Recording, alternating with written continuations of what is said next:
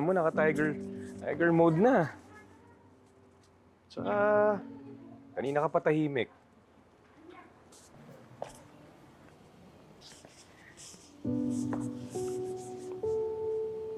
Wala. Naisip ko lang yung mga nangyari kanina. Pati tuloy si Tinang nadamay pa sa gulo. Ayos naman yung nangyari kanina, di ba? Ewan ko ba? Pakiramdam ko kasi manganganak pa yung mga nangyari. Tatakot ako. Hindi ako papayag na pagkatapos ng lahat ng nangyari, mauuwi lang sa wala ang lahat.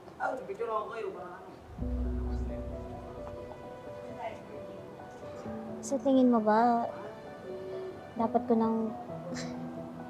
nang kontakin si Bonnie para dun sa mga rape-related cases sa library ng lab? Hilet, tigilan mo muna yung pag-overthink, okay?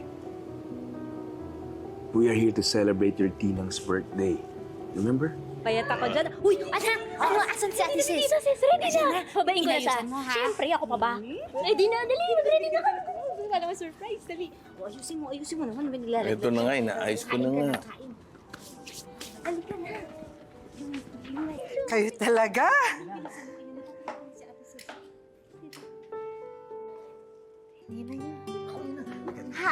Happy birthday to you!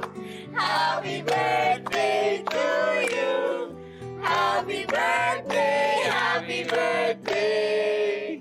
Happy birthday to you! Wish, happy birthday!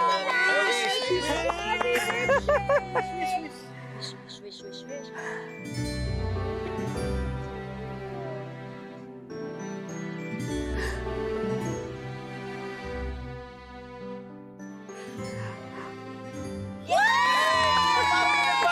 Uy, nakaganda ng ate ko, ha?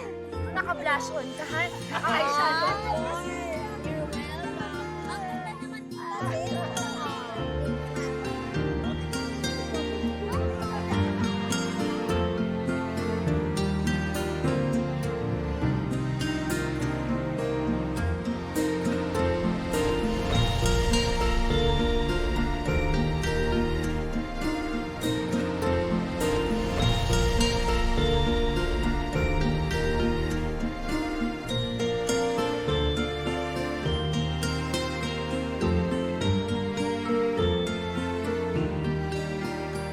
Ay, mamaya. Oh, ito. Parang matabang tong... Slice na natin yung cake.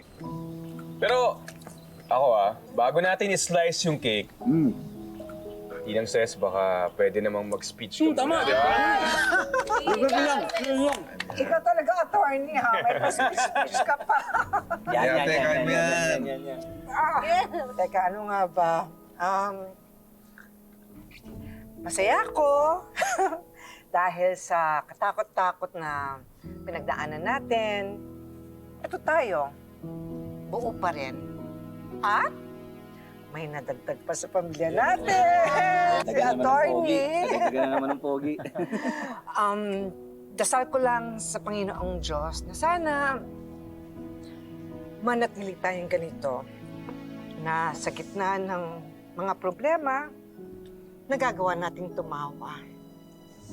At masaya ako dahil kahit tumanda akong single, Tayo sure. may pamilya naman ako. Kayo.